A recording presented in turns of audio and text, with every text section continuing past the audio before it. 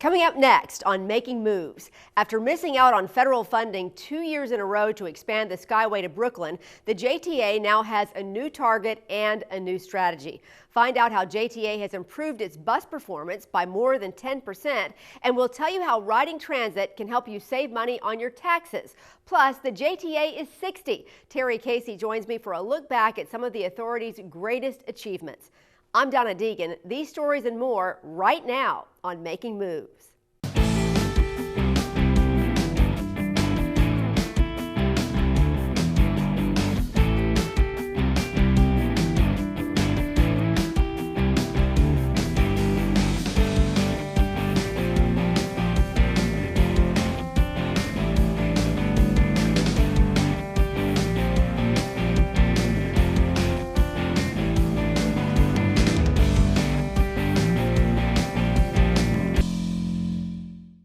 Hello and welcome to the Season 7 finale of Making Moves. I'm Donna Deegan. The new Mission Impossible movie opened nationwide recently to rave reviews and big crowds.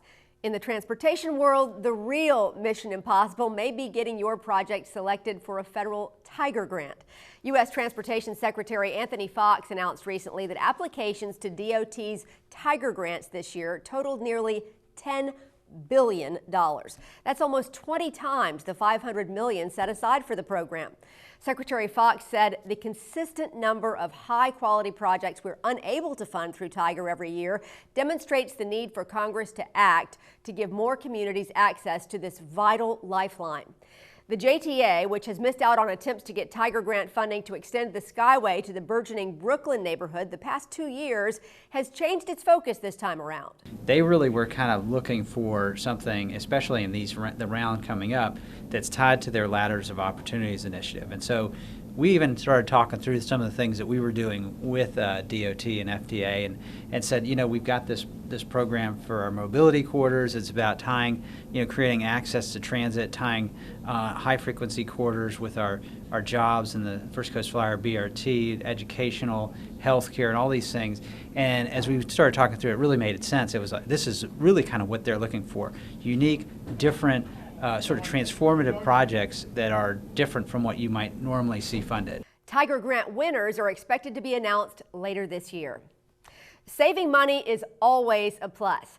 Saving money on your taxes, well, that's even better. And that's a key part of a new transit-based tax benefit program being offered by the JTA. Making Moves correspondent Eugene Lindsay is here to tell us all about it. And Eugene, I understand this new program offers tax-saving benefits to both riders and their employers. That's right, Donna. Everybody saves with this program. Now, of course, saving money is never a bad thing, and now local employers can now help their employees save money on their taxes and cash in themselves at the same time. $1 here, $1 there, it all adds up. And sometimes it leaves you scratching your head looking for a way to save on life's necessities. Well, now the Jacksonville Transportation Authority wants to help you hold on to more of your hard-earned cash, while at the same time enticing new customers to climb aboard mass transit for their daily commute by offering a pre-tax benefit to riders who frequently uses the system. That's the main purpose of this program, and that is to encourage people to use public transit and save them money as a result of using a commuter tax benefit program like this. It's like any other employee benefit program. When you're taking out health insurance, you're taking out a number of other benefits that you receive from your employer. Those are taken out pre-tax, which means the taxes are not being levied. The income taxes nor the Social Security taxes are taxed on that money that's coming out for those benefits. Well, you can do that with transit too. And that $50 31-day pass can be taken off your paycheck before taxes are levied, which means you save the Social Security on that amount of money and you save the income tax. Miller says this tax break for using mass transit extends beyond the passengers who depend on JTA for their daily commuting, and that choosing to park and ride can have a major money-saving effect on your finances. First of all, by using transit instead of your car, you're saving gas dollars, you're saving wear and tear on the car, the tires and all the other things. So those are savings that people will see. Then of course you've got this money savings from the pre-tax program as it's taken out of paychecks. Bottom line is the bottom line. Everybody is going to save money. And those savings will even impact the companies who allow their employees to take advantage of the pre-tax payroll deduction program, because the businesses will also save on the amount of payroll taxes they pay out on each employee who participate. Miller says the JTA will be launching an all-out campaign blitz to get the word out about the initiative. We really want it to be successful, and we think that once employers realize just how beneficial it can be for both their employees and themselves, that they'll be encouraging this as well. The Transit Tax Benefit Program is a national program that is being used in other areas with great success. Miller says that it's being offered here for the first time now because the timing is right. With all of the rerouting that we have done, with bus rapid transit coming and all the other elements that really will broaden the reach of our system, we think now would be a good time to introduce this program, which is being used by cities across the country now. And Miller says the commuter tax benefit program is available to any full-time or part-time employee whose company participates in the program. JTA has partnered with 2 companies who are leading providers in commuter benefits. Now, there are no contracts to sign, so if you no longer want to save money on your taxes, then you can just drop out at any time. Now, to learn more about how to get your company involved in the program, just go to jtafla.com and click on the tax benefit program link. But Donna, employees have to set it up first before the savings can start. So encourage your benefits coordinator to call. All right, so employers, if you're listening, you're encouraged. So go ahead. Eugene Lindsay, thank you so much Absolutely. for joining us. Great to see you this morning. And when JTA completely overhauled its entire transit system back in December, one of the main goals was to increase ridership and improve the on-time performance of its buses. As we reported back in June, overall ridership is up more than 6%. But improving on-time performance was another challenge altogether. As the authority was planning out its route optimization initiative, on-time performance was severely underperforming, hovering around 65%. Not very good. So to get better, JTA began to focus on improving 12 of its poorest performing routes. The compilation, if you will, of looking at the running time issues, looking at any operator issues that we had operating the route, looking at what our customers did in terms of how long it took them to board or find money or take a seat. So we did a lot in terms of educating our customers, educating our bus operators, and then we assigned route managers to the routes so that they were looking at those routes throughout the day. By the time JTA launched route optimization, on-time performance was already up 3% and climbing. By April, it had ticked up another 3%, and in June, 3 more. 1 month later, 78% of JTA's routes were on time. That is a 13% improvement in less than a year. We're definitely pleased with the progress. We certainly would like to be over 80. We know that with any transit system that is subjected to either weather or traffic, that reaching 100 is impossible, but we will know we can do better. 9 bus operators were recently recognized for achieving at least 90% on-time levels 1 or more months, and each received a certificate of excellence from the authority.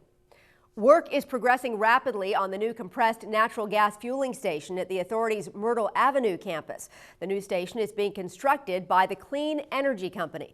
The facility will resemble a standard gas station when it's completed, but will feature natural gas instead of petroleum-based gasoline. Besides fueling the JTA's new CNG buses, the station will also be accessible to anyone that might want to use the facility for their fleets or private cars and trucks. The station is expected to open in December. The JTA turns 60 years old this year, and as you might imagine, those 6 decades bring with them a long list of service, achievement, and innovation. With a special look back at some of those milestones is Making Moves senior correspondent Terry Casey. And Terry, 60 years of transportation stories and events to navigate through. That's a lot. It is a lot, Donna, but I have to add that it was fascinating, simply fascinating. Plus, I had some help from a real expert when it comes to Jacksonville's history. Recently, I sat down with Emily Liska of the Jacksonville Historical Society, and together we sifted through the agency's past, present, and took a glance at what the future may hold in store. But I guess the best place to start is at the beginning, 60 years ago, and before there even was a Jacksonville Transportation Authority.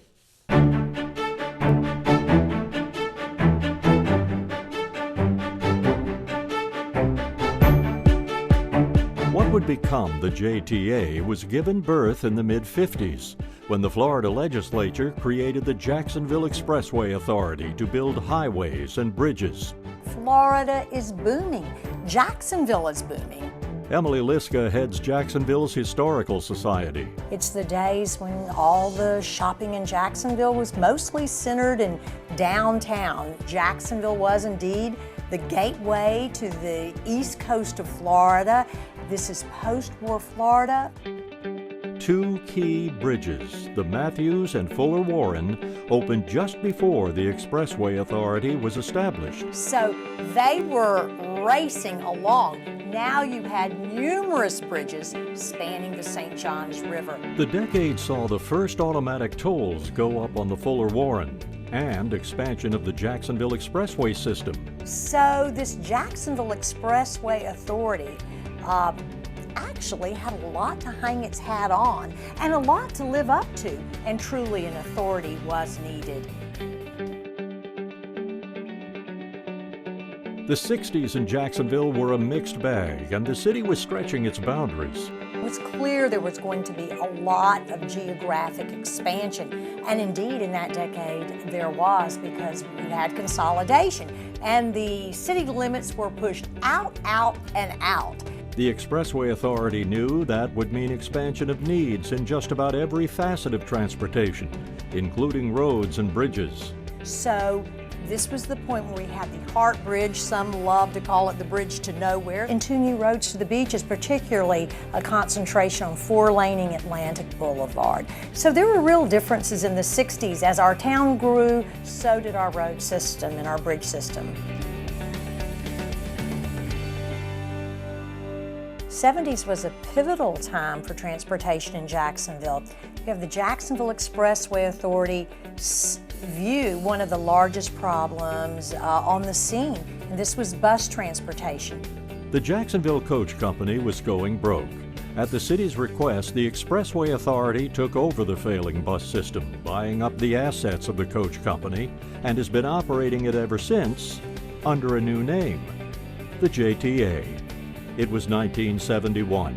So this new Jacksonville Transportation Authority creates some very inventive programs with bus service. They've got the Park and Ride, which involves parking your car in the suburbs and then taking a bus known as the Flyer into downtown while you relax. Dial-A-Ride came into being and provided a way for those confined to wheelchairs to get to and from errands, appointments, and such. Construction on J. Turner Butler Boulevard got underway as the 70s began. The completion of JTB put an exclamation point on the 70s, if not a symbolic capstone on much that had come before then. That road to nowhere, that's what the critics called it, closed out a decade that set the stage for what lay ahead for the JTA and all of Northeast Florida. And we'll have that part of the story when we return.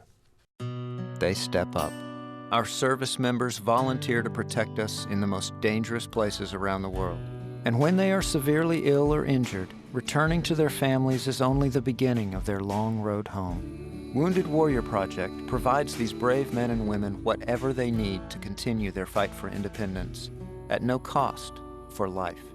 So now it's time for a grateful nation to step up. Join us at findwwp.org. Even though we've teamed up with the Jaguars, we're not just going to be cheerleaders. I don't see any way where the Jaguars don't go undefeated. You can still expect the same hard-hitting, unbiased opinions. We're not expecting any special favors from the Jaguars. For the hometown team, I don't just see one Super Bowl, not one, not two, not three, not four. So to keep our listeners' trust, we have to walk that fine line. And you can count on us. Commuting to and from work was costing me a lot of money. Now, with transit tax benefits, I can use pre-tax dollars to have a cheaper, more reliable way to work. Transit commuter tax benefits save me real money. The cost of my commute is deducted before taxes are computed on my income. This tax savings allows me to collect about 3 months of transportation costs over a 12-month period. Just ask your employer. It's that easy. Your transit commuter tax benefit is waiting. Going to work just became much nicer. You're watching Making Moves, honored by the American Public Transportation Association with the prestigious 2014 AdWheel Award for Excellence in Television and Video. We have been looking back at the early days of what is now the Jacksonville Transportation Authority as it celebrates 60 years in business this year. The first 25 years was the Jacksonville Expressway Authority, beginning to build the first part of the city's expressway system in the 50s and 60s, and then transition into a road and bridge builder and a transit provider in the 70s. But in the 1980s would come two of the agency's most controversial projects.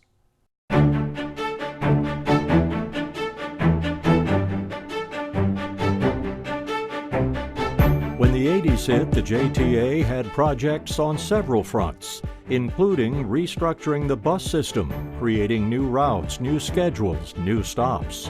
And the whole idea was to attract new ridership and to better serve the ridership that existed. In '85, the federal government chipped in $23 million to build the Skyway Express. Construction started a year later, and the first leg was up and running by the end of the decade. It was only about 7/10 of a mile, but doggone it, it was working and it was moving people. The 80s were memorable for other reasons, too. The tolls were gone, and these great scenes of the toll booths being knocked down by construction equipment was just all the talk.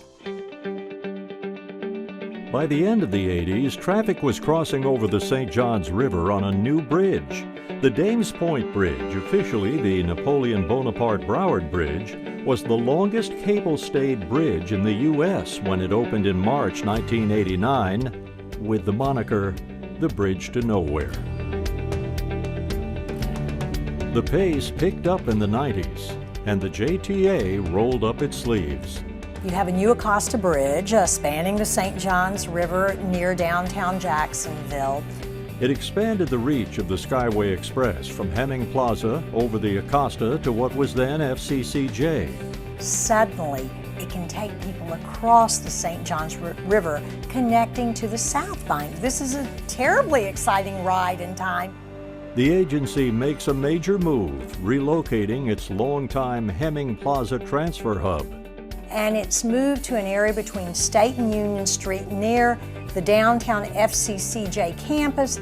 It was called the FCCJ Station. Later, its official name would be the Rosa Parks Station. Then somebody came up with a way to combine bikes and buses. The idea caught on. Another collaborative method for transportation is the bicycle ride program. You can now bring your bicycle right to a bus.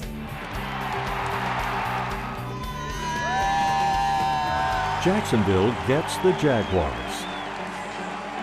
And the JTA scores big with its stadium shuttle service. It's 2000, it's a new decade, and it's a new century. And really, JTA was already ahead of the game because their proposed flyover and finished flyover at Atlantic Boulevard heading to Mayport, it was completed 7 months ahead of schedule. Other JTA projects included widening Heckscher Drive and opening the Wonderwood Bridge. Midway through the decade, Jacksonville hosted Super Bowl 39 and tens of thousands of fans who descended on the city. The Super Bowl offered a real first for the JTA, and that brief week, nearly 500,000 riders boarded the Skyway Express or one of their flyers. So the numbers just skyrocketed, and without the JTA, that event would have likely been an impossibility in our town. The first decade of a young century ended with a new Beach Boulevard Bridge spanning the Intracoastal, replacing the old McCormick Drawbridge. And the door opens to a fresh and diverse decade for the JTA. The agency got out of the blocks early, targeting an intersection that had such a high rate of accidents it was branded Jacksonville's most dangerous intersection for 6 straight years. They completed a major traffic interchange at Atlantic and Kernan, and that certainly relieved congestion in the area. JTA built the overpass, changed traffic patterns, and that took care of it. About the same time, the JTA introduced new ramps at I-95 and J. Turner Butler, leading to fewer accidents and shortening drive times, among other things. Construction underway in the same area right now is aimed at a long-term solution for JTB, I-95, and US 1. The JTA had a solution in place to counter congestion during One Spark, a huge crowdfunding festival downtown. It was the JTA that provided 90,000 rides on the Skyway Express in and out of Jacksonville, the heart of Jacksonville. It's downtown. The JTA entered a new era in 2012 when Nathaniel Ford Sr. was chosen as new CEO. He brought with him new visions, goals, and purpose, including a long-range plan to transform travel in Jacksonville, among other things, and a short-range plan now well underway, including route optimization, real-time passenger information, the First Coast Flyer, compressed natural gas, and more. The JTA has come a long way in 60 years, but in the last few, a new sense of energy, excitement, and determination has surfaced, as if to let us know that this is just the beginning. We're in a new era. Transportation planning in this day and age has reached a new pinnacle. And Jacksonville, Florida, and the JTA now have the advantage of transportation planners, not just people who have the academic experience, but the academic and the practical experience. And with this new pursuit, a pursuit that we didn't have in the 1950s, people with immeasurable knowledge in transportation planning, I think you're going to see changes in the next 60 years that will wildly surpass the last 60. Frankly, the changes that could come in the next 10 years could change Northeast Florida transportation forever. What with the Mayport Ferry changes, the future of the Skyway still undecided, the possibility of commuter rail in the next decade, and so much more. The future could be really wild. Donna? Well, it really is interesting to look back at all of it, and you start to think about what would today look like if we had never had the JTA and all that it's brought into our lives. All right, think about this. With no JTB and all the development that has brought, perhaps no town center. With no Dames Point Bridge, the so-called bridge to nowhere, right? Maybe that part of the county wouldn't have the growth that it's experienced in the last decade. And there are so many more examples. Yeah, absolutely. I remember when they called JTB the road to nowhere Exactly. as well. So you see how all that went. It's going to be fun to watch it all happen. Terry Casey, thanks so much for a great look back. That was fun. Thank you, Donna. Now, an update on Complete Streets. You may remember back in July, JTA Senior Transportation Planner Fred Jones was here telling us about interactive charrettes that were going to start in Arlington. Community leaders, local residents, and Jacksonville University's president, Tim Cost, joined the conversation to create a complete street community right in front of the university. Making Moves correspondent Correll Danzy joins us from Arlington. So how was that three-day event, Correll? This was a great experience. The most important key to the success of the design charrettes are the residents. The designs incorporate areas where residents can walk, bike, and access public transit on a complete street. The University Boulevard and Merrill Road corridor are the gateway and welcome center to Jacksonville University. Jacksonville University president and proud alumni Tim Cost shared his vision of what he hopes to see in this area. We always appreciate the incredible remarks we get about how beautiful the campus is at Jacksonville University. And we have 240 beautiful acres on the St. John's, but we've just begun to scratch the surface. The idea is, how do we make ourselves of Arlington? Working with JTA, how do you make the whole thing more welcoming, safe, able to be moved around? And it's always going to be a beautiful campus. And those that have lived and worked in this area for years came to the River House and pointed out hot spots, the good and the bad. That's what these maps represent, is the result of working with the stakeholders throughout the course of the day. Safety is a concern with lighting, the ability to cross the street, We've heard vehicle speeds are too high. Can we do something to make them, to make the cars slow down? Accommodation of bicycles, so making it easier to ride a bike along the corridor. Those types of things. Those are revolve around some of the main things that we heard. Police officers with the Jacksonville Sheriff's Office shared insight about areas that could be improved because of traffic or crime. Their take on it is that the safety situation would be much improved if we were to improve the lighting situation along the corridor. We spent yesterday walking the corridor and we got a lot of good perspectives, but that's a one-day snapshot. They are in the corridor and they respond to incidents on a daily basis, so they bring that perspective, and so they were able to share with us some of the concerns with respect to safety, specifically with lighting. So that's one of the things that we heard. This is how things really get done.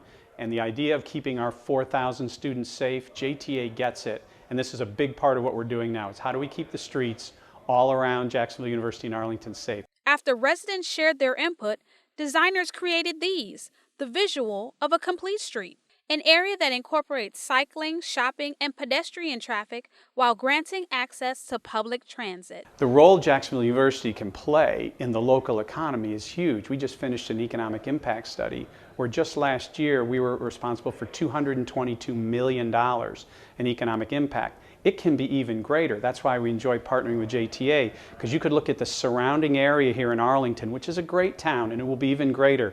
And you could look at hotels and restaurants and services for the students we bring in from all over the world. I think this is going to be an example of, we talk a lot in this town about public-private partnerships, but the ability for JTA, Jacksonville University, the city of Jacksonville, to come together and look at an economic entity like the university together with great utility work and say, how do we make ourselves more attractive to people from all around the country who want to come here, study here, and stay here? In Arlington, Carell Danzy, JTA, Making Moves. That is great for the Arlington community. Definitely a big economic impact. For more information about Complete Streets, visit jtamobilityworks.com. This show wraps up our 7th season on the air, but we're not going anywhere. We are happy to report we'll be back for another great season of stories for you starting next month. We're also launching a new Making Moves franchise, our podcasts. The Making Moves podcasts give us a new way to get the latest transportation news and information to you in a new format and with more immediacy. The podcast will be produced by Bill Milnes. Bill created this show 8 years ago and has been at the helm ever since. The podcast will bring new and innovative insight along with some great guests providing their particular expertise. So we're excited about this new venture and we hope you'll let us know what you think. And that wraps up this edition of Making Moves. Thanks for taking the time to join us. Don't forget to like us on Facebook at facebook.com/makingmoves. And for all of us here at Making Moves, I'm Donna Deegan. We'll see you next time right here for our Season 8 premiere. Take care, everyone.